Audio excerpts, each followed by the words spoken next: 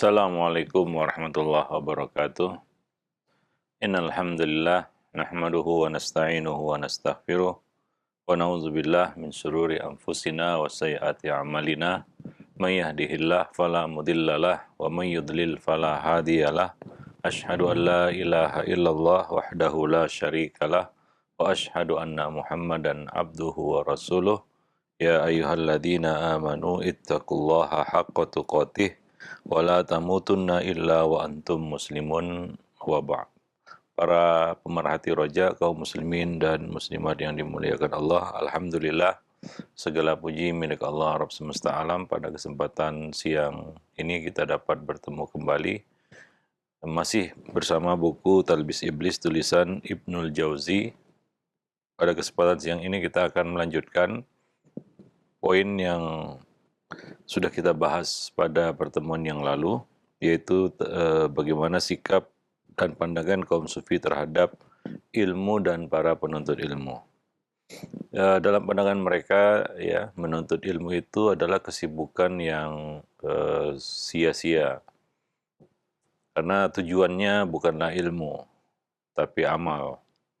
Maka menyibukkan diri dengan ilmu bagi mereka itu bisa mengalihkan mereka dari amal. Nah, ini adalah satu hal yang sangat kontradiktif, karena amal tanpa ilmu tidak akan tegak.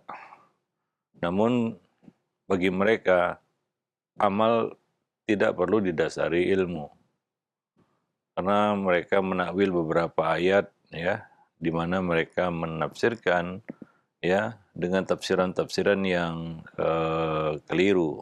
Misalnya menafsirkan perintah untuk belajar dengan perintah untuk beramal, ya, seperti yang akan dinukil nanti oleh Ibnul Jauzi di dalam buku ini, ya. Sebagian tokoh-tokoh sufi menafsirkan ayat-ayat yang menyuruh kita menuntut ilmu kepada makna amal, yaitu menyuruh beramal.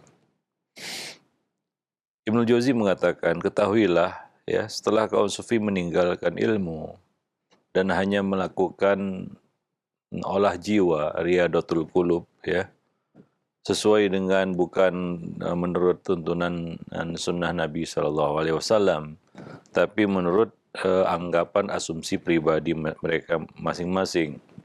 Mereka tidak tahan dari membicarakan tentang berbagai disiplin ilmu. Ya, karena menuntut ilmu itu perlu kesabaran, ya, ketabahan juga di dalam mengikuti setiap disiplin-disiplin ilmu.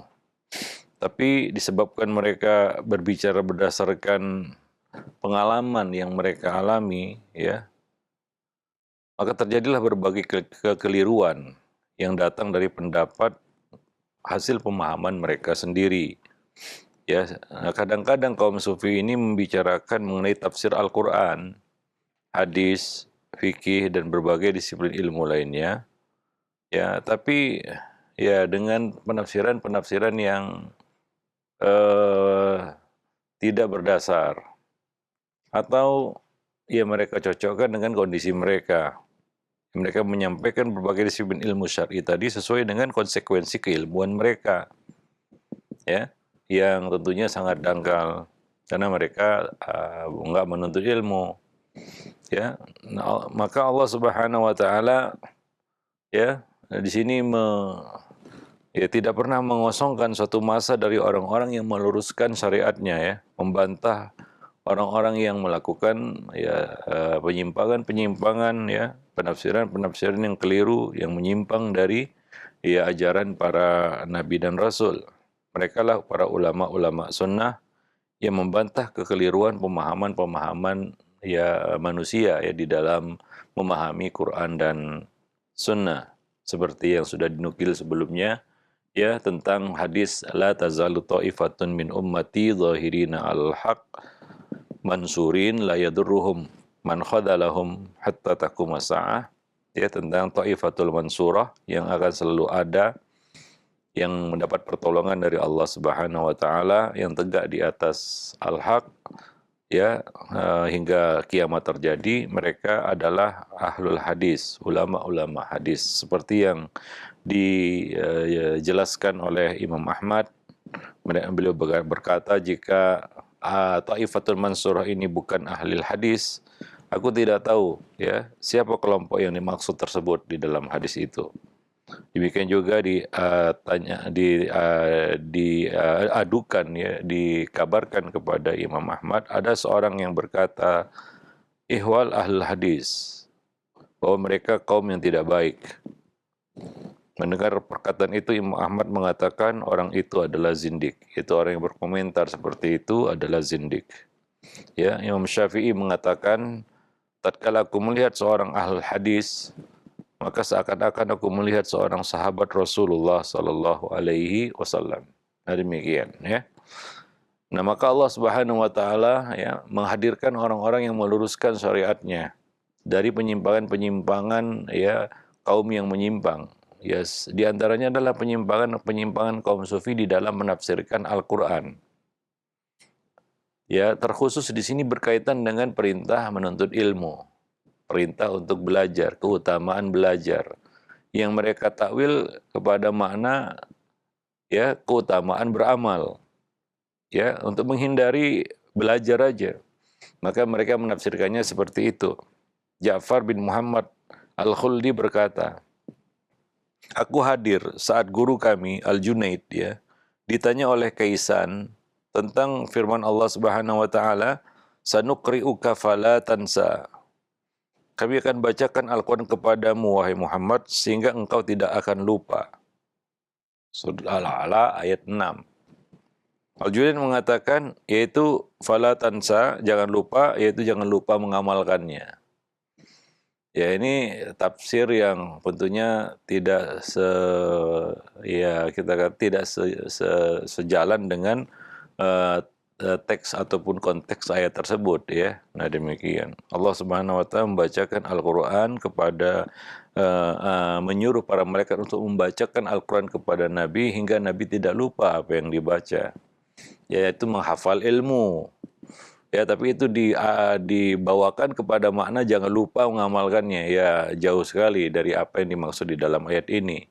Ya, sementara konteks maupun konteks itu adalah tentang Allah yang menyuruh para malaikat untuk membacakan Al-Qur'an, ya, di antaranya malaikat Jibril diperintahkan Allah untuk membacakan Quran kepada Nabi ya agar Nabi tidak lupa apa yang dibaca.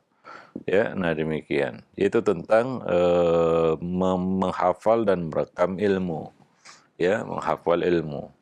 Demikian juga Kaisan juga bertanya kepada Al-Junaid tentang firman Allah Subhanahu wa taala surat Al-A'raf ayat 169, wa darasu ma fihi. Ya, yang artinya padahal mereka mempelajari apa yang tersebut di dalamnya, ya apa yang ada di dalamnya di dalam kitab suci itu. Al-Junaid mengatakan mereka tidak mengamalkannya. Jadi diartikan wa darasu ma fihi adalah mereka tidak mengamalkannya. Maka Kaisan mengatakan, membantah ya, di sini mengatakan semoga Allah tidak merobek mulutmu. Artinya ini celaan ya, itu adalah penafsiran yang menyimpang dan keliru ya. Nah demikian. Ibnu Jauzi mengatakan ya, penafsiran Al-Junaid di atas tadi yaitu jangan lupa mengamalkannya adalah penafsiran yang tidak berdasar dan jelas keliru. Karena Junaid menafsirkan ayat tersebut sebagai sebuah larangan, padahal bukan. Ya. Padahal tidak. Nah, yang benar adalah bahwa kalimat itu berbentuk kalimat berita, bukan kalimat larangan. Ya, firman Allah Subhanahu wa taala ya, sanuqri'uka fala tansa ya. Fala tansa di sini ini adalah bukan nahi ya, tapi an-nafyu. Jadi Allah menafikan lupa dari Nabi SAW setelah malaikat Jibril membacakannya kepada beliau. Nabi tidak lupa apa yang dibacakan oleh malaikat Jibril kepada beliau. Jadi ini berita, ya bukan ini khobar, bukan insya. Ya, jadi diartikan oleh Junaid tadi fala tansa, jangan lupa mengamalkannya. Nah, ya tentunya ini salah, ya secara bahasa aja salah ya. Nah, kalaulah ya di sini adalah la nahiyah, tentunya kalimatnya akan menjadi fala tansa, ya, bukan fala tansa, ya. Nah, demikian. Tapi seperti itu ya, mereka menafsirkan serampangan sesuai dengan apa yang mereka inginkan. Ya, nah demikian. Jadi perkiraannya sebagai berikut, fala tansa, sehingga engkau tidak akan lupa apa yang dibacakan kepada malaikat Jibril kepadamu. Nah, jika kalimat ayat tersebut berbentuk larangan, niscaya fiilnya akan dijazmkan, ya, fala tansa, begitu. Nah, jadi penafsiran Al-Junaid di sini menyalahi ijma ulama. Dan jelas secara apa namanya kita katakan ya, secara struktur bahasa aja itu nggak tepat tafsiran seperti itu. Tapi demi untuk mengarahkannya kepada satu hal yang ya sejalan dengan pemahaman mereka, dan mereka ingin menghindari ya penafsiran-penafsiran yang mengarah kepada ilmu, menghafal ilmu, belajar, ya lalu di semuanya diarahkan beramal, mengamalkannya. Karena sebagian kelompok ada yang seperti itu. Yang penting kan beramal. Ya, nggak perlu menuntut ilmu. Yang penting kan intinya kan beramal, begitu ya. Nah, ini satu kekeliruan berpikir sebenarnya. Bagaimana beramal kalau nggak berilmu? Ya, tidak bisa kita katakan yang penting sholat, tapi kita nggak belajar sholat. Yang penting jihad, tapi kita nggak tahu apa itu jihad yang syar'i. Ya, yang penting haji, tapi kita tidak tahu bagaimana cara berhaji. Ya, nah tidak seperti itu tentunya. Ya, nah demikian. Ya, amal itu harus disertai, didasari, dilandasi oleh ilmu, bukan beramal sesuka yang kita inginkan.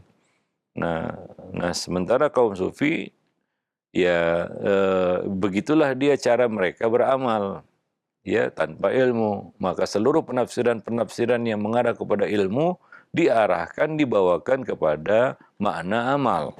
Ya, begitu pula penafsiran yang kedua tadi, yaitu penafsiran Al-Junaid, ini salah seorang tokoh sufi ya, tentang firman Allah Subhanahu wa taala, wa darasu ma fih. Padahal mereka telah mempelajari apa yang ada di dalam kitab suci tersebut, ya. Surat Al-A'raf ayat 169, ya. Itu diartikan tadi apa? Mereka tidak mengamalkannya, ya. Padahal tidak ada penafian di situ. Ya, kata darosu ini berasal dari kata dars yang berarti bacaan. Ya, seperti yang disebutkan di dalam ayat berikutnya, wa bima kuntum tadrusun.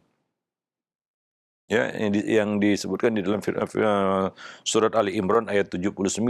Kata darosa, dars itu artinya belajar atau membaca, ya, membaca. Nah, seperti dalam firman Allah Subhanahu wa taala surat Ali Imran ayat 79, wa bima kuntum tadrusun, dan karena kamu mempelajarinya. Ya, jadi kata tersebut bukan berasal dari kata durus, ya, yaitu durusus syai', yang maknanya adalah pembinasaan atau pelenyapan sesuatu.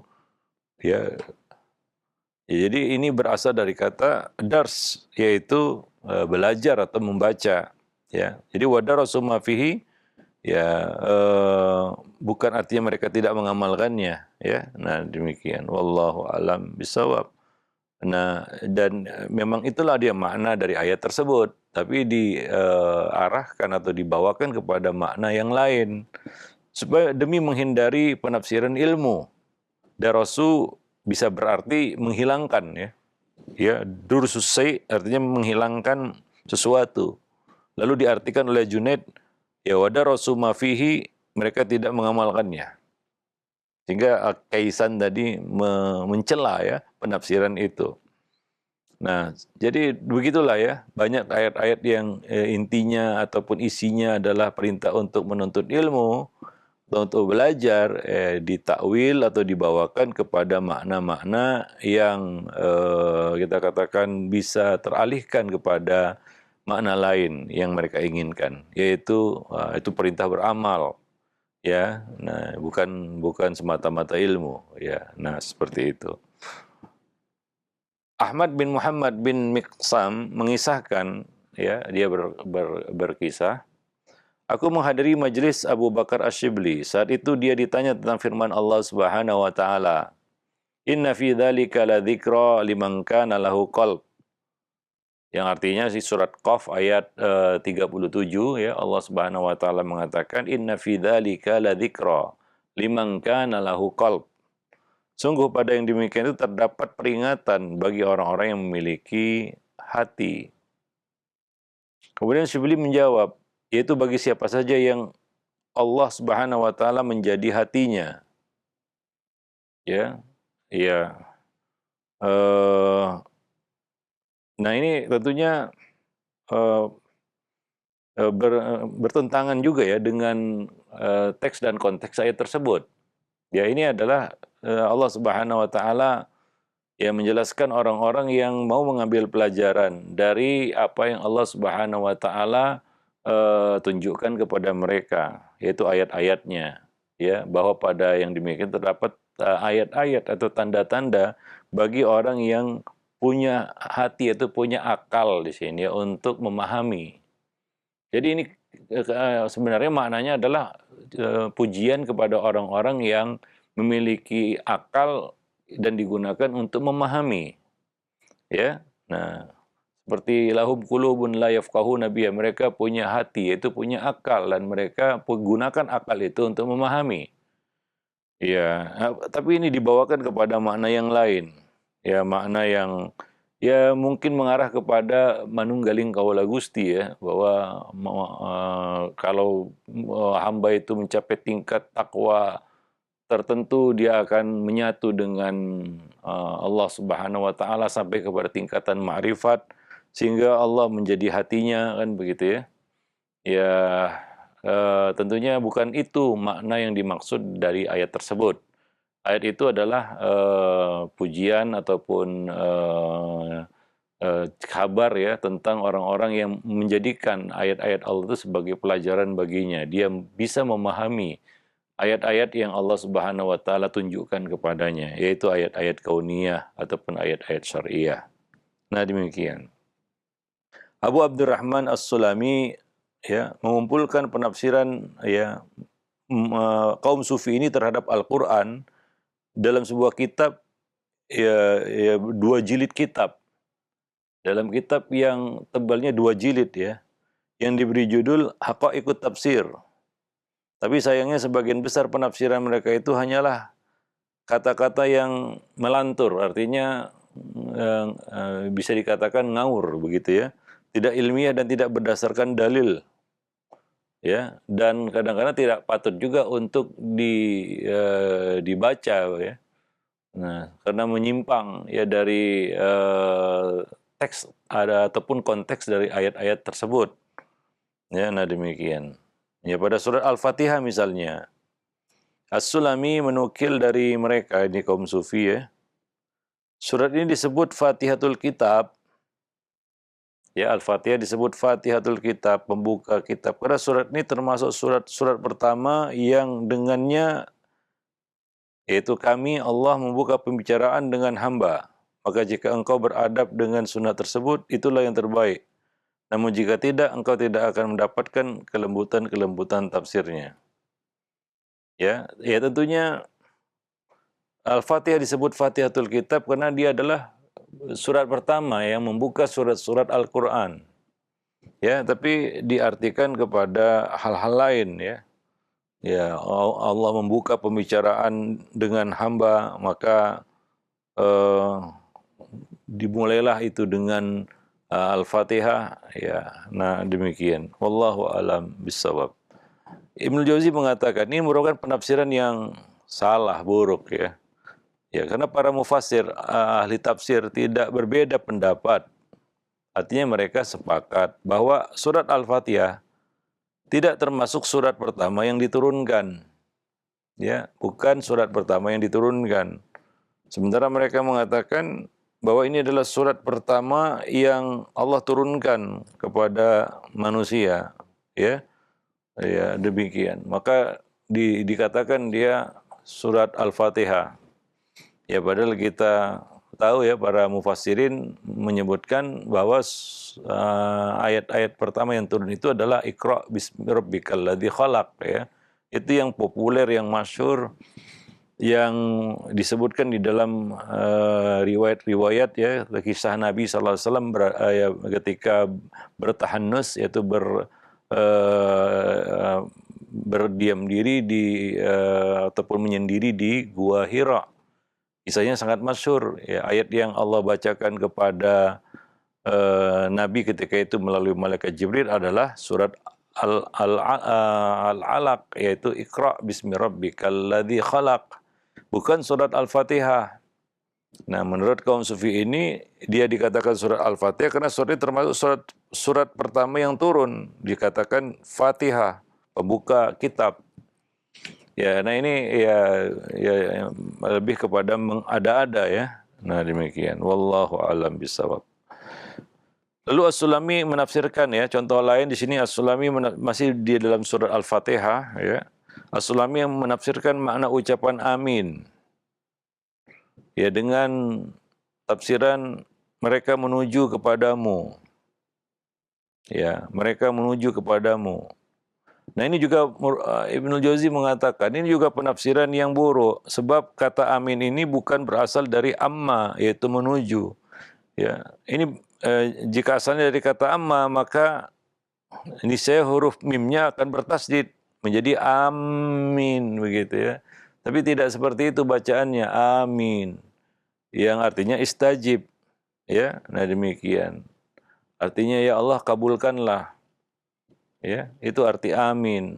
Bukan berasal dari kata amma, sehingga kalaulah dari kata amma yang artinya menuju, sehingga diartikan oleh mereka amin, ya kami menuju kepadamu atau mereka menuju kepadamu, ini nggak berdasar gitu ya. Kalaulah demikian pasti akan dibaca amin, mimnya akan bertasdid. Ya, sementara bacaan yang benar tidak seperti itu. Nah, ini juga mengada-ngada jadinya. Wallahu a'lam bishawab. As-Sulami juga menjelaskan firman Allah Subhanahu wa taala ya dalam surat Al-Baqarah ayat 85. Firman Allah Subhanahu wa taala, wa iyyatukum usara. Dan jika mereka datang kepadamu sebagai tawanan. Itu surat ayat artinya ya, surat Al-Baqarah ayat 85. Ya, dia berkata, Abu Usman berkata, ya, wa iyyatukum usara artinya mereka tenggelam dalam dosa. Al-Wasiti berkata tenggelam dalam melihat seluruh perbuatan itu. Al-Junaid mengatakan tertawan karena faktor-faktor duniawi. Itu tafsiran-tafsiran yang mengarah kepada ya mungkin tazkiyatun nufus ya, tapi keliru ya. Bukan itu makna ayat tersebut. Ya, nah demikian. Wallahu a'lam bishawab. Jadi diartikan kepada makna-makna yang memang ya sejalan dengan apa yang mereka amalkan, kondisi mereka ya. Ya, pemahaman mereka juga begitu. Wallahu a'lam bishawab. Padahal nggak ada kaitannya dengan ayat tersebut. Apa yang mereka katakan itu.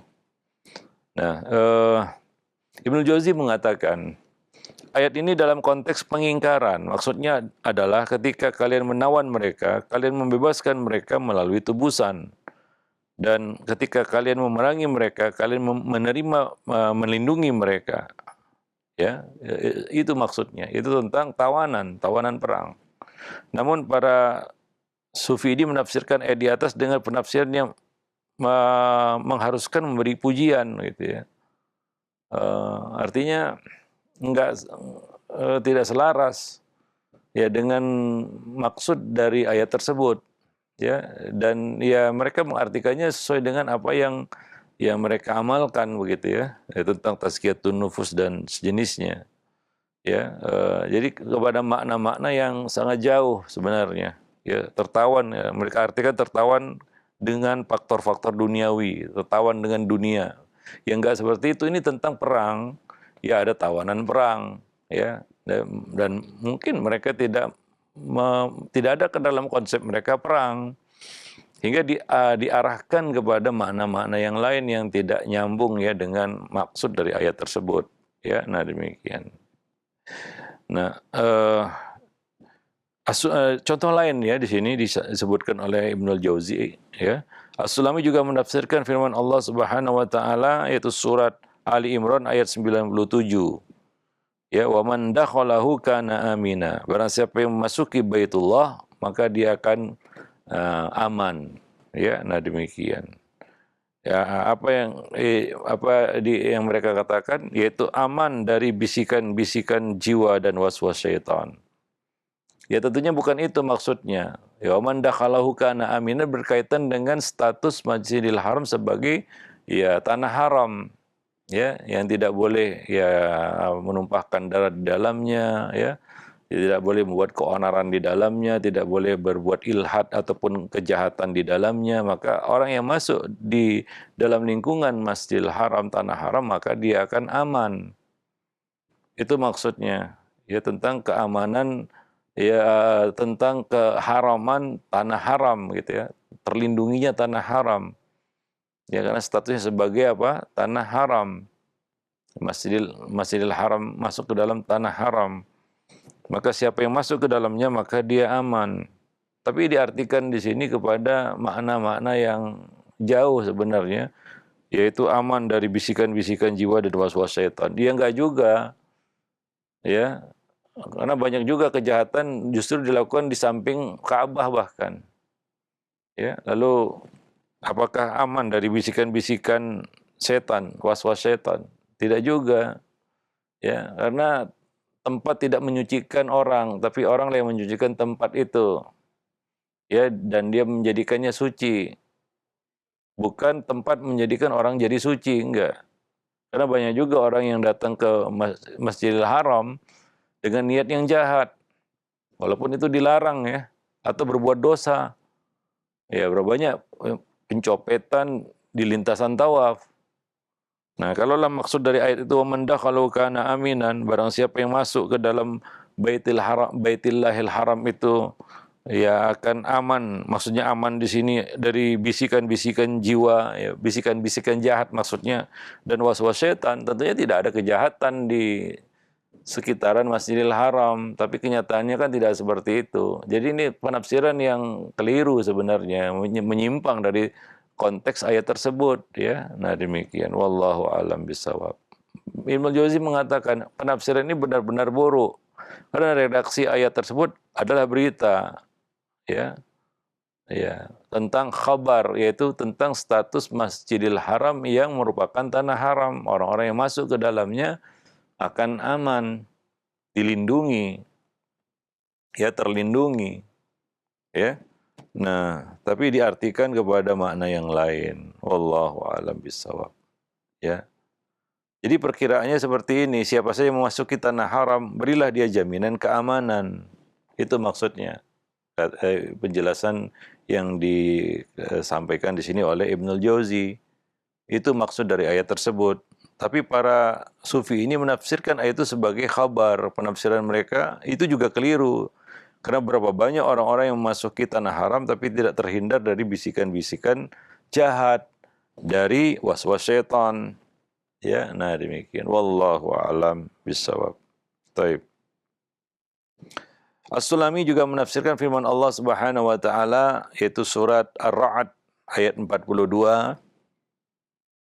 Allah Subhanahu wa taala berfirman, falillahil makru jami'an. Tapi semua tipu daya itu dalam kuasa Allah Subhanahu wa taala.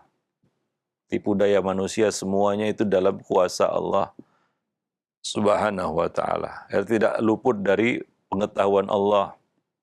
Ya. Wa makaru wa makarallah wallahu khairul makirin.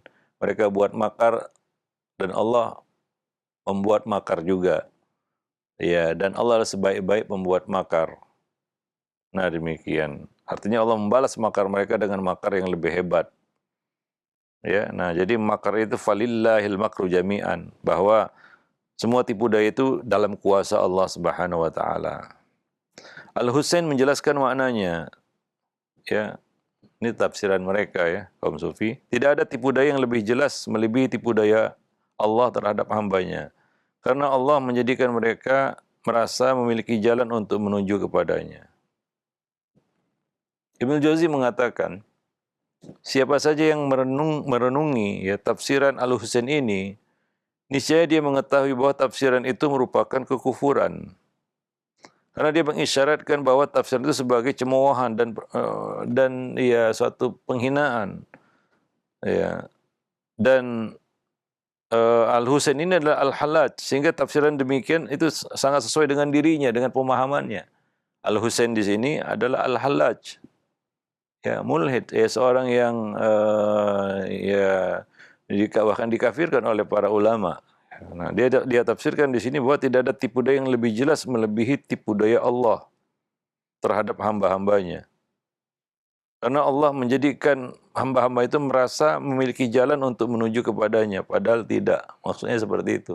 Nah, ini kan penghinaan sebenarnya terhadap Allah Subhanahu wa taala, merendahkan Allah Subhanahu wa taala, bahwa hamba-hamba yang tersatu kena tipu daya Allah. Ya. Nah, karena mereka merasa mendapat jalan kepada Allah tapi sebenarnya tidak. Nah, ini tafsiran yang ya bisa berkonotasi kufur jadinya. Ya, seperti yang dikatakan oleh Ibnul Jauzi di sini, ya. Nah, demikian. Tapi ya seperti itulah, karena Al-Husain di sini ya, kadang-kadang kalau kita nggak tahu ya nama dari tokoh-tokoh sesat ini, ketika disebutkan namanya yang dia terkenal dengan mungkin lakopnya, gelarnya atau julukan seperti Al-Hallaj, ya mungkin kita nggak tahu ya siapa Al-Husain ini. Al-Husain ini adalah Al-Hallaj. Dan itu sesuailah tafsiran itu dengan ya pemahamannya ya. Ya, nah pemahamannya yang wahdatul wujud itu. Nah, demikian. Jadi Ibnu Jauzi mengatakan semua tafsiran yang ada di dalam kitab Haqaiqut Tafsir itu ya tidaklah jauh berbeda dengan tafsiran-tafsiran dari apa namanya, dari tokoh-tokoh sufi tersebut ya. Wallahu alam bisawab. Jadi ya begitulah mereka apa namanya menafsirkan Al-Quran secara serampangan ya, dan ya mereka bawakan itu kepada apa yang cocok dengan keadaan mereka, cocok dengan amal mereka, dan cocok dengan kita katakan pemikiran mereka ya. Nah, wallahu alam bisa, bukan cocok dengan ilmu ataupun dibangun di atas ilmu. Itu bahayanya berbicara tentang Al-Quran tanpa ilmu ya. Akan dibawakan kepada makna-makna yang menyimpang ya, tidak sejalan dengan konteks Al-Quran itu sendiri. Wallahu alam bisawab. Ya, nah demikian para pemerhati roja kaum muslimin dan muslimat yang dimuliakan Allah. Masih banyak lagi di sini contoh-contoh yang akan kita angkat nanti ya, dari penafsiran kaum sufi terhadap Al-Quran. Dan itu penafsiran yang keliru, bahkan sesat ya. Seperti penafsiran Al-Husain tadi, Al-Hallaj tadi tentang firman Allah. Ya, yang itu sebenarnya konotasinya itu sangat negatif dan sangat buruk ya. Ya, wallahu alam bisawab. Ya, nah demikian kajian kita pada kesempatan siang ini, mudah-mudahan bermanfaat. Aqulu qauli hadza astaghfirullah li wa lakum wa lisairil muslimin innahu huwal ghafurur rahim.